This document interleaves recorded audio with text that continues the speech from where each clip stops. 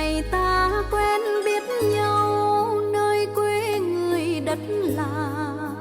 tình cờ gặp nhau bên quán khuya ven đường, ngồi cạnh